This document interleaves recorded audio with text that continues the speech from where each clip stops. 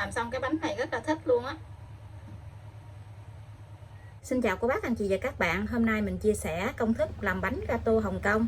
Công thức này thì của một em gái, em Thùy Dung đã chia sẻ cho mình. Công thức này rất là dễ làm luôn, làm một lần thành công ngay luôn á. Coi nè, cái bánh của mình nó xốp nè, ngon quá chừng luôn á. Cảm ơn em Thùy Dung nhiều nha. Ở đây mình chuẩn bị là 65g bột mì số 8. Hôm nay là mình dùng loại bột mì này. Nếu như cô bác anh chị đi mua bột á, mình coi ở phía sau của cái bọc bột nè, nó có ghi hàm lượng protein của bột á. Hàm lượng bột ở bên này người ta ghi rất rõ luôn. Hôm nay thì mình dùng loại bột mì này và 30g bột bắp. Bột bắp thì mình dùng loại bột bắp này nè, 65g đường, 35g dầu ăn, 3 cái trứng gà, 45g sữa tươi không đường. Phần nguyên liệu thì mình sẽ để bên dưới video trong phần mô tả để cho cô bác anh chị dễ tham khảo nha. Mình sẽ tách riêng 3 cái lòng đỏ.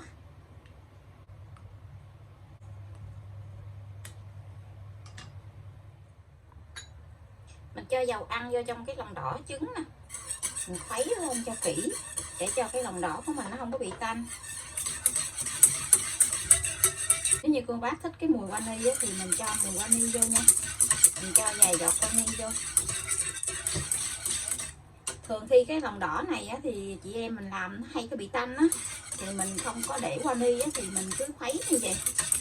Mình khuấy như vậy khoảng chừng 3 phút thì cái lòng đỏ này nó không có tanh nữa. Tiếp theo thì mình sẽ cho sữa tươi không đường vô.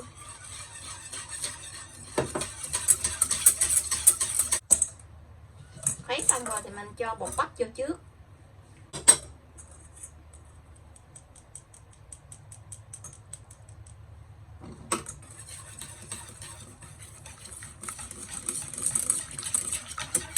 Mình khuấy bột bắp tan rồi thì mình sẽ cho bột mì số 8 vô.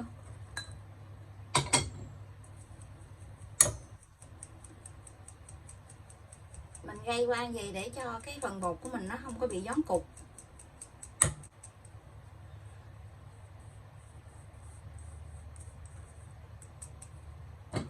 Rồi mình trộn lại cho hết cái bột khô là được nha.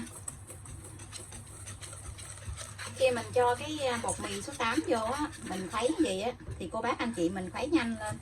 Đừng có khuấy lâu quá thì cái bánh của mình nó sẽ bị dai á. Mình đi đánh bông cái lòng trắng.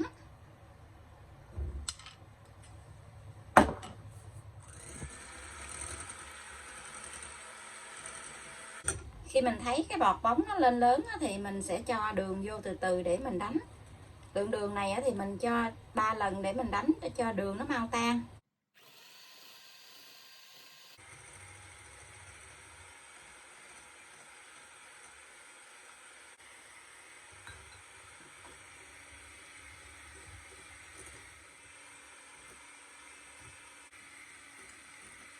Cô bác anh chị mình đánh khi mình dở cái que đánh trứng lên nó có cái chớp nhọn như vậy là được nha. Như vậy là mình ngưng được rồi. Mình lấy một nửa cái phần lòng trắng này qua bên cái thau lòng đỏ.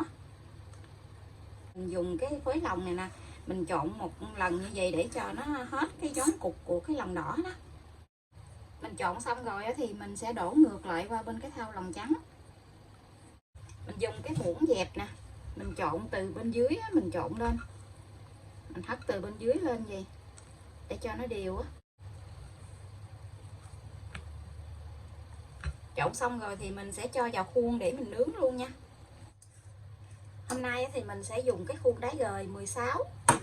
Khi mình cho bột thì mình dở lên cho nó cao cao vậy nè, để cho cái bọt khí bự nó dở bớt á.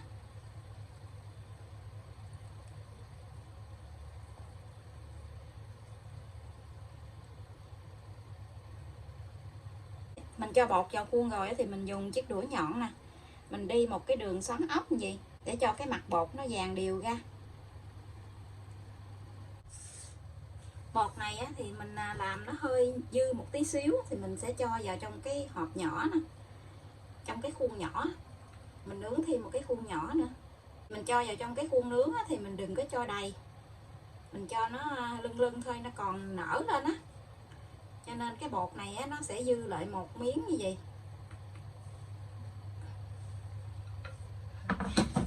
như lại miếng vậy thì mình cho vào trong cái cốp nhỏ vậy nè, để mình nướng chung luôn.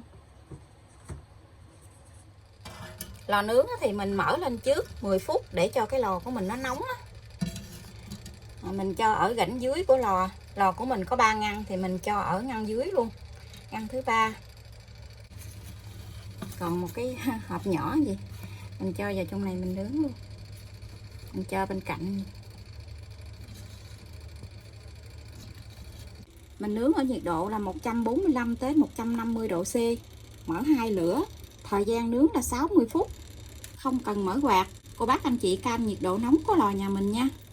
Bánh của mình đã nướng xong, bây giờ thì mình sẽ hé cái cửa lò ra, mình để cái bánh ở trong lò thêm 3 phút nữa thì mình hãy lấy ra nha, để tránh cho cái bánh của mình nó bị sốc nhiệt á. Thì mình lấy ra liền thì cái bánh của mình nó dễ bị sốc nhiệt, nó sẽ bị xẹp xuống. Mình cứ hé cửa lò ra rồi mình cứ để nguyên trong lò 3 phút thôi. Giờ mình lấy cái bánh ra luôn. Mình lấy cái bánh ra khỏi lò thì mình sẽ thả cái bánh xuống dưới bàn vài cái vậy, cứ thả cao xuống.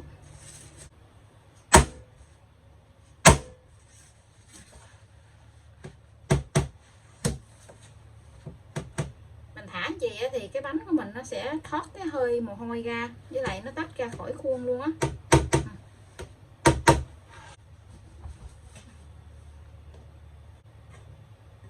Mình lấy nhẹ nhẹ cái bánh ra, nó tách ra khỏi cái khuôn luôn à. Wow, coi nè, rất là đẹp luôn. Cái bánh nó nở lên cao nè. Mình không có thoa dầu ăn cho trong cái khuôn này á, ở bên dành khuôn này mình không có thoa dầu ăn, cho nên nó là khi mà cái bánh mình lấy ra thì nó sẽ dính như vậy.